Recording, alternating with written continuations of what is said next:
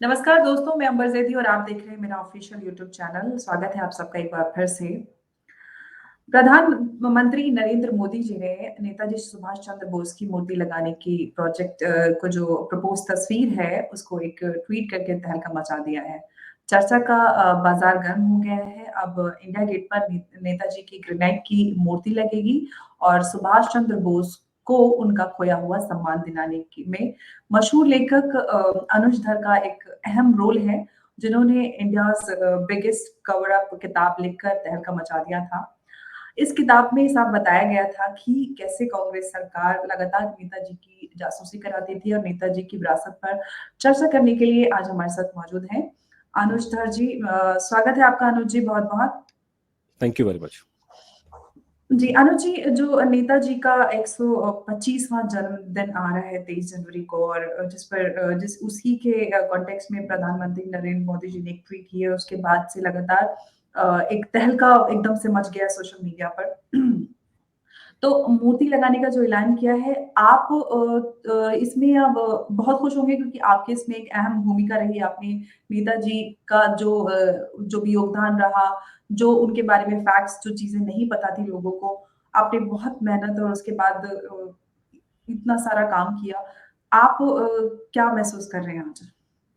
नहीं, पहली बात तो ये कि विदाउट एनी डाउट ये जो डिसीजन है ये बहुत अच्छा है। और जी। जो हमारी पूरी मुहिम चल रही है, बहुत सालों से हम लोग दो इश्यूज़ के ऊपर हमारा पूरा फोकस है। और जब मैं हम की बात करता हूँ तो उसमें डायरेक्टली मेरा ग्रुप मिशन नेताजी भी है, और हमारे साथ में हम लोग कुछ लाइक माइंडेड लोग के साथ में भी हमारी काम होता है। जनरल जीडी बख्शी हैं, जो इस मूर्ति वाली बात को उन्होंने ही उठाया था।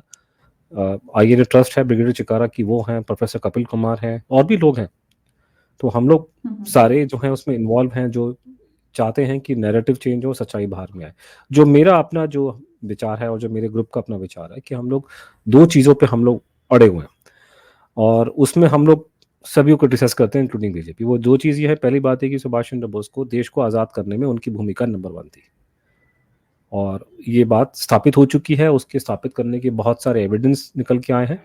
और उसी के अंदर एक रिसेंटली मैंने एक प्रकरण, जो मेरा आप देख रहे हैं पीछे मेरा बैकग्राउंड, मिनिमल करके क्लेमेंट एटली जी की फोटो लगी हुई है, जो इंग्लैंड के प्रधानमंत्री थे। इन्होंने ही एडमिट किया था कि इन्होंने ही फैसला लिया था कि भारत को आज़ाद किया जाए। और इनको जब पूछा गया था कि आपने ये फैसला किसके कारण लिया, तो उन्होंने सुभाष बोस को नंबर 1 बताया रीजन। उनसे पूछा कि महात्मा गांधी जी की भूमिका क्या की, जो जो उन्होंने आंदोलन चलाए थे, उसका कितना असर आपके डिसीजन पे हुआ था लेने पे। उन्होंने बोला जी मिनिमल, बिल्कुल नामात्र का। तो ये मिनिमल का हमने कैंपेन जो है सोशल मीडिया में हमने चला रखा है, कि ताकि लोगों को सच्चाई मालूम हो। ये इंग्लैंड का प्रधानमंत्री थे, ये कोई किसी यूनिवर्सिटी के प्रोफेसर नहीं थे, ना कोई पत्रकार थे।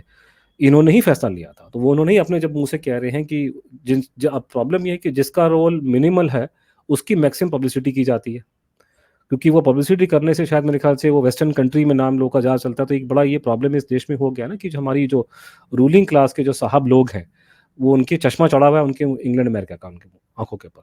तो उसके हिसाब से वो सारा का सारा प्रोजेक्शन दे रहे हैं कि साहब ये हुआ था। तो हम पहला चाहते हैं कि जो नेताजी का जो भूमिका है देश को आज़ाद करने में, जो उनकी नंबर 1 भूमिका है, वो भूमिका सामने आनी चाहिए, नंबर 1, और सरकार उसको माने। उस कॉन्टेक्स्ट में ये जो स्टेप है, ये उस डायरेक्शन में मैं मानता हूं लिया गया है। अब सरकार ने सोचा है नहीं सोचा, लेकिन ये उस स्टेप में जा रहा है। क्योंकि आप सोचिए सही कि राजपथ पे ये मूर्ति लग रही है, तो ये इससे बड़ा इंपॉर्टेंट जगह कोई पूरे देश में नहीं हो सकता। राजपथ में, इंडिया गेट के सामने, इंडिया गेट जहाँ पे 1971 का वॉर का मेमोरियल, अमर जवान ज्योति थी, जो मेरे ख्याल से आज शिफ्ट की जाएगी, वहीं पे आपका नेशनल वॉर मेमोरियल है। इससे अच्छी जगह पूरे देश में और कोई नहीं है। तो राजपथ में ये मूर्ति बिल्कुल। लगाना, तो जहाँ हमारी बिल्कुल heart of the Indian narrative centre में नेताजी का उन्होंने लगा दिया, तो उस बात के लिए मोदी जी की हम पूरी सराहना करेंगे। और दूसरा मुद्दा जिस बात को हम लोग रेज कर रहे हैं, उम्मीद करते हैं कि इससे हमको बल मिलेगा कि नेताजी की मौत का जो मुद्दा है वो अभी सेटल नहीं हुआ है। सरकार ने फाइलें पब्लिक की हैं, लेकिन सारी नहीं करी है। तो हम उम्मीद करते हैं कि सरकार ठीक रास्ते पर चल रही है, और हम लोग उसकी अपनी आवाज उठाते रहेंगे। जी बिल्कुल। तो कहा ये जा सकता है कि आप लोगों की जो मुहिम थी वो रंग लेकर आई है और नेताजी को जो ड्यू क्रेडिट था वो अब मिलना शुरू हो गया जिस तरह से मोदी जी ने ट्वीट किया है। लेकिन हम अभी भी देख रहे हैं कि जो अभी विपक्ष है वो कहीं न कहीं इन सारी चीज़ों पर भी थोड़ा भड़काऊ ट्वीट्स और इस तरीके की कहीं न कहीं मिस इन्फॉर्मेशन फैलाने की कोशिश कर रहा है। हमने देखा कि जो अमर जवान ज्योति को वॉर मेमोरियल में शिफ्ट करने की जब से बात शुरू हुई है, तो विपक्ष की तरफ से ये सारी चीज़ें शुरू हो गई हैं कि देखिए किस तरह से वीरों का अपमान हो रहा है और अमर जवान अपमान कहाँ से हो ज्योति रहा को है? ये खत्म किया कैस जा कौन-सी रहा है। बेहुदा बात है? कौन अपमान कर रहा है? बिल्कुल ठीक बात है, जब अमर जवान ज्योति जब तक थी वहाँ पे, लेकिन जब नेशनल वॉर मेमोरियल बना दिया गया है, उसी जगह पे बनाया गया। नया बनाइए, क्योंकि अमर जवान ज्योति अभी है वो इंडिया गेट के नीचे। इंडिया गेट बनाया गया था उन लोगों के लिए जो अंग्रेज़ों की लड़ाई लड़ने के लिए फर्स्ट वर्ल्ड वॉर में गए थे। वो भारत की लड़ाई लड़ने नहीं गए थे, वो अंग्रेज़ों की चाकरी करने गए थे। तो उसके नीचे एक तो मेरे ख्याल से ये अमर जवान ज्योति का होना ठीक नहीं था। उसका अलग से मेमोरियल बनना चाहिए था पहले से ही। अब पहले तो इन लोगों ने बनाया नहीं। ये जो लोग अहिंसा की जब बात किया करते थे, ये लोग बेसिकली फ़ौज के फ़ेवर में थे नहीं। ज़बरदस्ती में इनको बनवाना पड़ गया वहाँ पे, तो उन्हें पटाक से छोटा-मोटा बना दिया। अब सरकार ने ये बहुत अच्छा स्टेप लिया है कि एक तो उन्होंने नेशनल वॉर मेमोरियल बनाया वहाँ पे, और उसी के अंदर आज मेरे ख़्याल से जो खबर आ रही है, मैंने पढ़ा नहीं है, कि वो शिफ्ट कर रहे हैं अमर जवान ज्योति को, तो वो बहुत अच्छी खबर है। बिल्कुल, उनको एक बहुत ब्रांड में बड़ा मेमोरियल, तो इसमें इंसल्ट की बात कहाँ आ रही है? हाँ, इंसल्ट की बात इनको, अब लेकिन मेरा ये मानना ये है कि नेताजी को ये स्थान मिलने से जो खासकर जो गांधी भक्त हैं उनको बहुत परेशानी होने वाली है। तो ऑलरेडी मैं देख रहा हूँ ट्विटर में वो गाली-गलौच उन्होंने स्टार्ट कर दिया है कि वही पुराने ज़माने की बात है कि हिटलर के पास में गए थे। बेसिकली जो लोग अंग्रेज़ों के साथ में लगे हुए थे, अंग्रेज़ों की तारीफ़ किया करते थे, उनके साथ चाय-पानी पीते थे करके, उनको प्रॉब्लम होने वाली है। अब वो घुमा-फिरा के पुराने ज़माने के बाबा आदम ज़माने के ये लोग निकालेंगे आर्गुमेंट्स, इनको पता नहीं है कि 2022 है और हमारे पास भी बहुत काउंटर आर्गुमेंट्स पड़े हुए हैं। ये बात बिल्कुल ठीक है कि सुभाष चंद्र बोस ने सेकंड वर्ल्ड वॉर में हिटलर की मदद दी थी। और आप लोग बैठ करके विंस्टन चर्चिल को सपोर्ट कर रहे थे, और वो विंस्टन चर्चिल ने यहाँ लाखों लोगों को मरवाया यहाँ पे। हिटलर ने कोई लोगों को नहीं मरवाया, हमारे देश के लोगों को उसने मारे हैं, यूरोप के अंदर लोग मारे हैं। तो पहले मुझे अपनी कंट्री की चिंता होगी, मुझे यूरोप की चिंता बाद में होगी। हाँ, लेकिन जिनका खानदान सेटल हो रखा है यूरोप में, उनको यूरोप की चिंता होना जायज़ है उनका। तो भैया फिर आप वहीं चले जाओ ना, फिर यहाँ की बात क्यों करते हो? तो जिस आदमी ने देश के लाखों लोगों को मरवाया, मेरे निशाने पे पहले वो आदमी है। जिस आदमी ने दूसरे लोगों को मारा है, उसकी मैं बाद में सोचूँगा। और आप लोग सेकंड वर्ल्ड वॉर में सपोर्ट कर रहे थे उन लोगों को इनडायरेक्टली, जो लोग यहाँ पर अत्याचार कर रहे थे।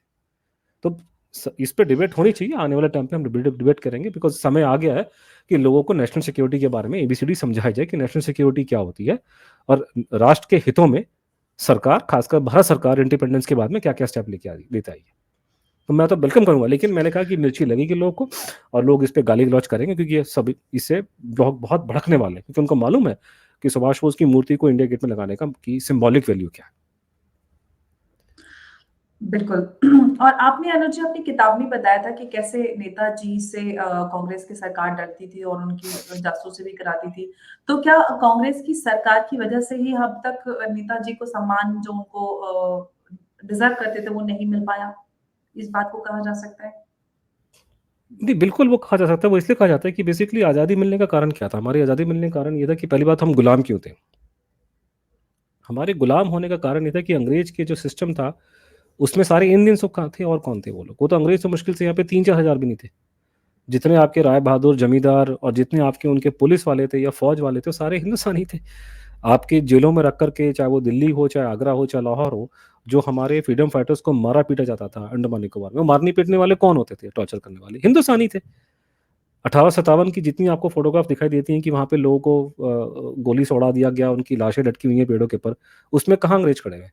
सारे हिंदुस्तानी खड़े हुए हैं। अंग्रेज़ तो ऑर्डर देता था, ये हुक्म करता था, ये हुक्म के गुलाम जा कर के गोलियाँ मारते थे। ठीक है जी? तो वो भारत का सबसे बड़ा कंट्रोल करने का सबसे बड़ा जो उनका वो था, उनका जो इंस्ट्रूमेंट था, वो थी भारतीय फ़ौज। ये भारतीय फ़ौज उनके खिलाफ हो गई सेकंड वर्ल्ड वॉर के बाद because of what Netaji was doing, and this was the main reason they left this country. और जब ये बात हुई है, हड़कंप मचा देश में, वो आईएनए रेडफोर्ड ट्रायल्स हुए थे जिसमें वो बड़े मशहूर 3 लोग हो गए थे, वो डिलन, शाहनवाज़ और सहगल। तो उस टाइम कांग्रेस पार्टी ने उस पूरे का मुद्दे का पूरा फ़ायदा उठाया। सन 46 में इलेक्शन होने वाले थे, मुस्लिम लीग वर्सेस कांग्रेस पार्टी। इन्होंने दबा करके इसको भूना, मरी हुई कांग्रेस को जिंदा किया, लोगों से पैसे इकट्ठे किए इन लोगों ने सुभाष बोस के नाम पे, कांग्रेस पार्टी के लोगों ने। और उसके बाद में इन्होंने नारे दिए कि लाल किले से आई आवाज़, सहगल, डिल्लन, शाहनवाज़, इंकलाब जिंदाबाद। और यही वो लोग थे, जब इनको पावर मिल गई, अंग्रेज छोड़ के भागे यहाँ से, तो उन्होंने बोलना शुरू कर दिया, माउंटबेटन की जय हो, महात्मा गांधी की जय हो। तब इन्होंने हमारे पे ये स्टोरी चेप दी कि साहब वो तो गए हैं अहिंसा की वजह से, क्योंकि वो अहिंसा वाली थ्योरी मेरे ख्याल से अंग्रेजों को भी पसंद आ गई थी उस टाइम पे, कि हमारा भी पल्ला साफ हो गया, हमारी भी इमेज साफ हो गई यहाँ पे। तो उसके बाद से इन्होंने आज़ादी मिलने के बाद से इन्होंने बिल्कुल सुभाष चंद्र बोस को साइडलाइन पे कर दिया, उनका नाम नहीं लिया। जो ही पंडित जी सुभाष बोस की तारीफ किया करते थे सन 46 के अंदर, वही पंडित जी कुछ और बातें बोलना शुरू कर दी 47 के बाद से। और इन्होंने सालों साल उनको वो इज्जत जो उनको मिलनी चाहिए थी नहीं दी है। उन्होंने इनकी फोटो तक पार्लियामेंट हाउस में नहीं लगाई, कुछ नहीं किया उनके बारे में, कोई खास उनके बारे में प्रोजेक्ट नहीं किया, कुछ नहीं किया। तो अब ये कि अब जब लड़ झगड़ करके इतने सालों बाद वो चेंज आ रहा है, अब हम लोग उन पे हावी पड़ रहे हैं धीरे धीरे, हमारा नैरेटिव बाहर आ रहा है। तो क्योंकि उनकी भी ताकत बहुत ज़्यादा है, ये लोग पूरे अब इसमें सिर्फ कांग्रेस की बात नहीं है, लेफ्ट वाले भी बहुत इस पर बवाल बचाएंगे कि आप ये भूलिए मत, लेफ्ट पार्टी वो लोग हैं जिन्होंने सुभाष बोस को तू जो कुत्ता बोला था, पब्लिकली गालियां दी थी उनके बारे में। तो जिनके बाप दादा ने गालियां दी हैं सुभाष बोस को, वो कोई उनके सपोर्टर नहीं बन जाएंगे ओवरनाइट। तो वहां से बवाल मचेगा। तो कांग्रेस पार्टी और कांग्रेस पार्टी के सपोर्टर्स और कम्युनिस्ट पार्टी और ये सारे के सारे अब चीखे मारेंगे, क्योंकि इसेंशियली इनको पसंद है विंस्टन चर्चिल। ये तो अंग्रेजों की चाकरी करने में बड़े खुश होते थे।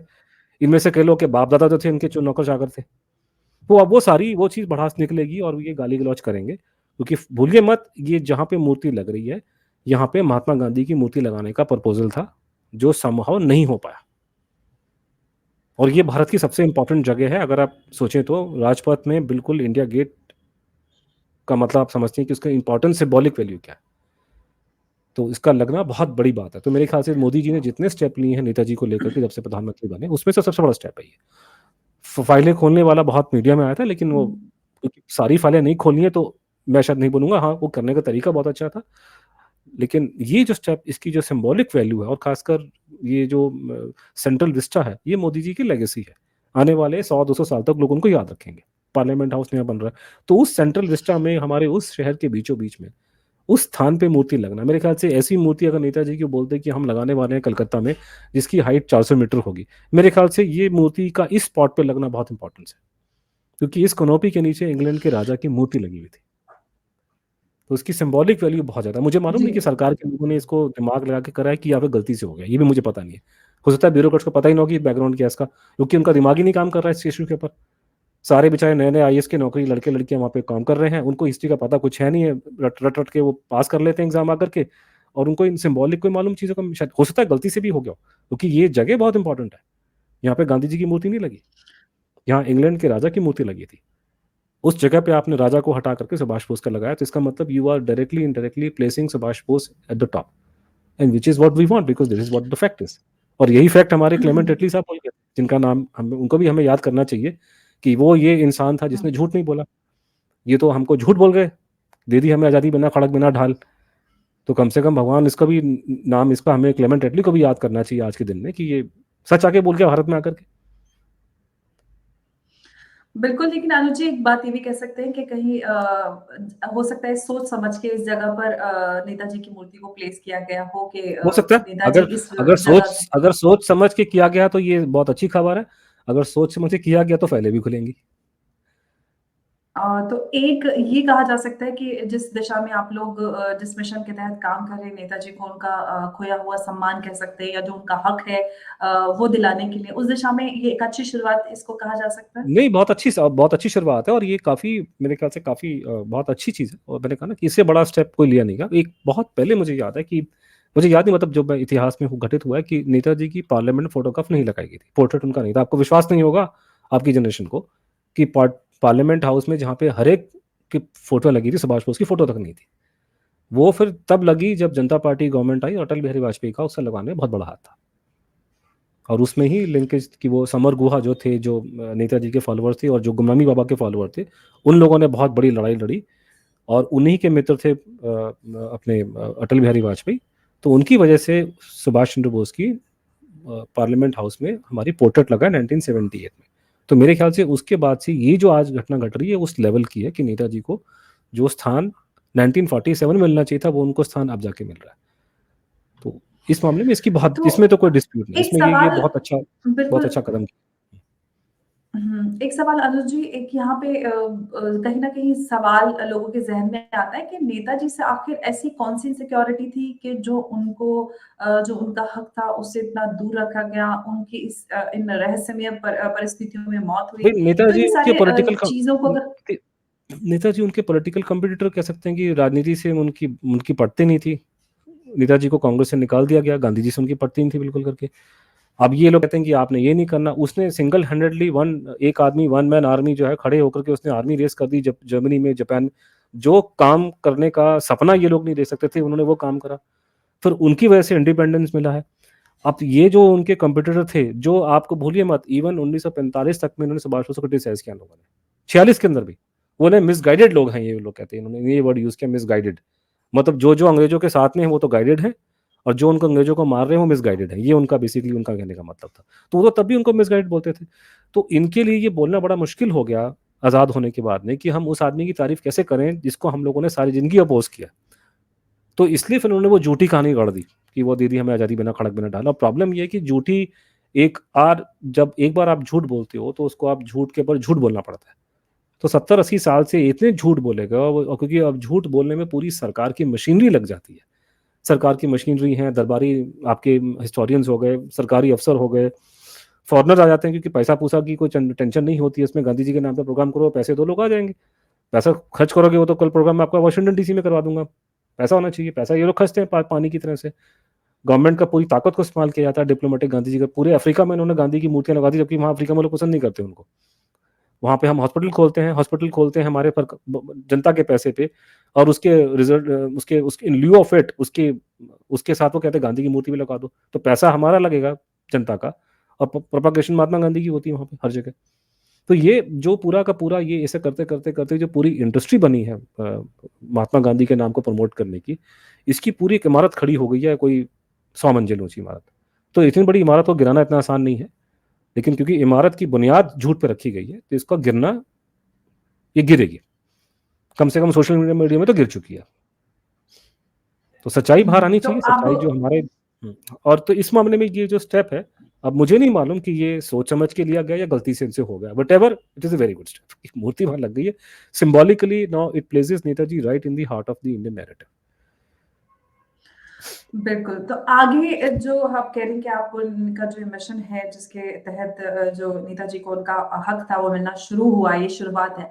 आगे और क्या-क्या चीज़ें आपके मिशन में ये आगे आपको मैंने इसमें कहा दो ही शामिल चीज है हैं हमें, जो अब हमारा पहला पहला चीज है कि जो उनकी देश को आजाद कराने की जो भूमिका है, उसको हम लोगों ने ऑफिशियली रिकॉग्नाइज करवाना, कि he was the number one reason to make in to get freedom.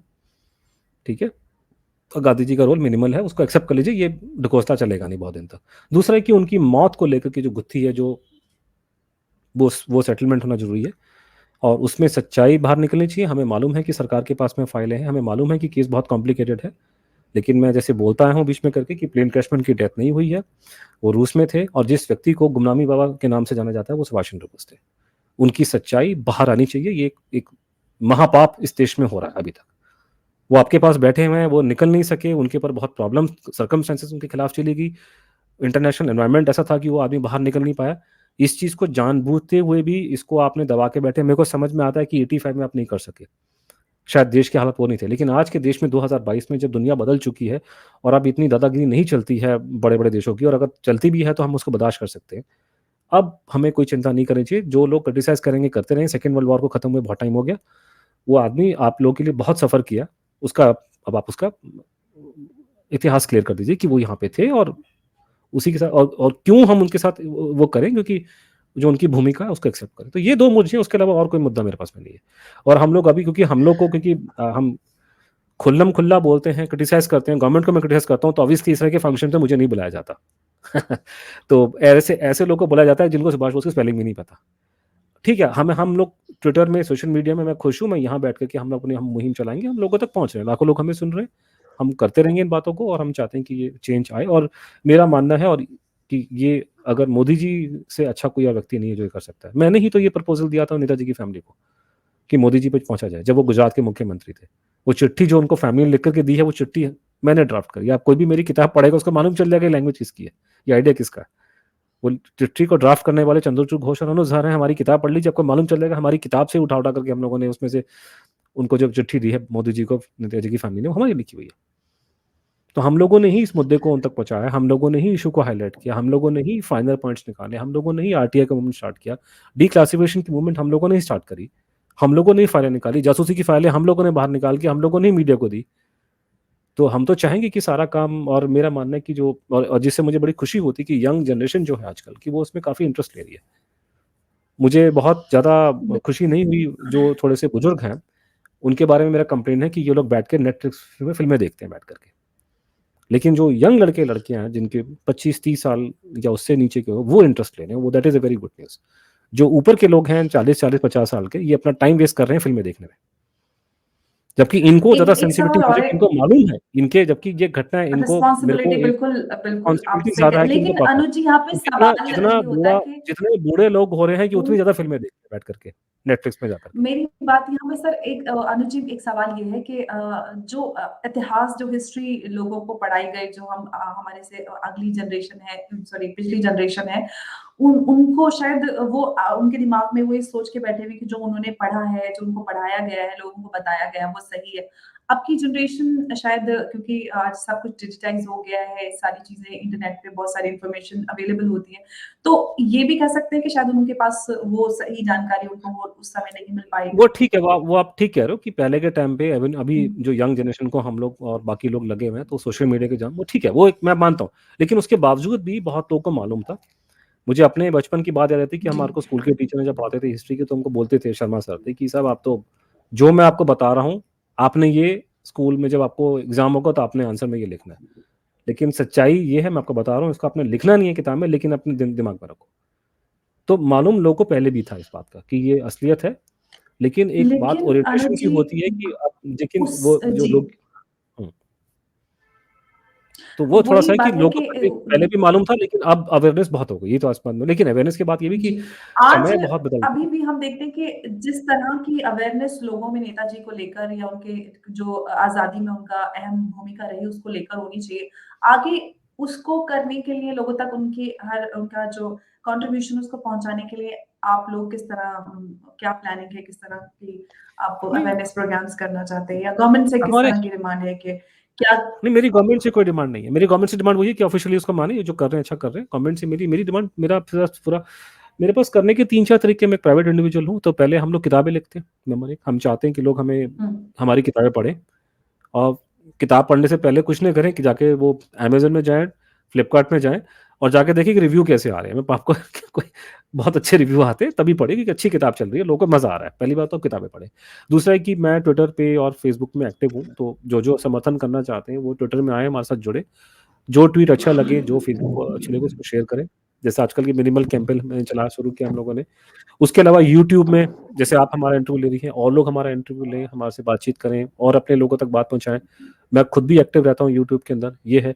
एक और चीज़ जो जिसने मुझे बहुत नुकसान पहुँचाया वो है कोविड, और ये मेरे पीछे पड़ गया है 2019 के बाद से। 19 में मैं मेरा यूएस का 3rd ट्रिप था, मैं न्यूयॉर्क से निकला हूँ 2013 में नवंबर में, तो वो उसके बाद से मेरे पीछे पड़ गया। उसके बाद मेरे एकदम स जब मेरा टाइम अच्छा शुरू हुआ लेक्चर्स को लेकर कि मेरे को सब लोग बुला रहे थे, सडनली ये बीमारी कहीं से आ गई और हम लोग घर में बंद होके बैठे हैं।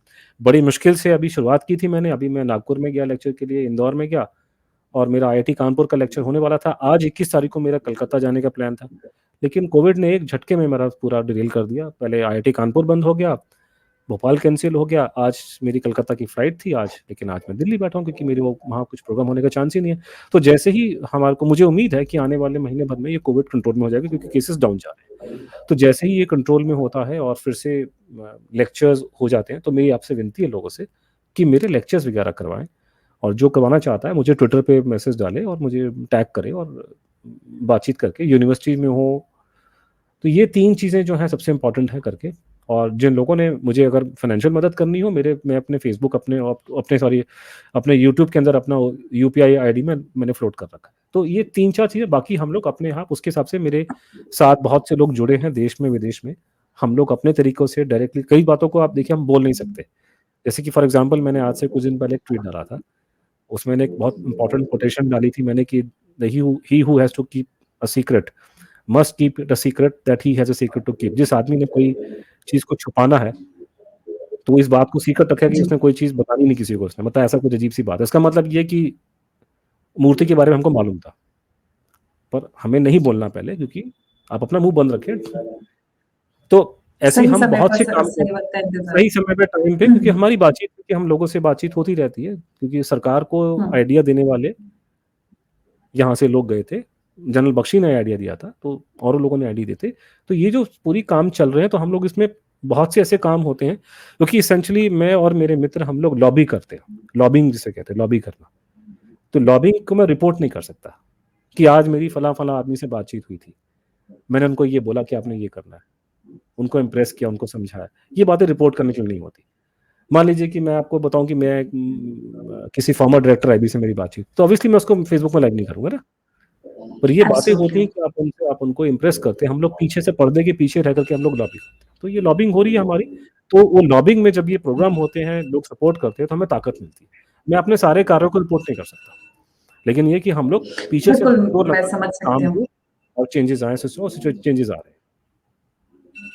बिल्कुल, मैं समझ सकती हूँ कि आपका जो काम है वो किस तरह से जनता भी आई थिंक समझती है, क्योंकि लोग आज समझदार हैं, उनको समझ आता है कि किस मुहिम में किस तरह के काम करना पड़ता है, और मैं सबसे मेरी सर अपील नमस्ते। है कि आपके मुहिम में आपके साथ जुड़ें, सर और बहुत अच्छी खबर हो गई। जिस तरह आपकी मदद कर सकते हैं, उस तरह आपकी मदद करें।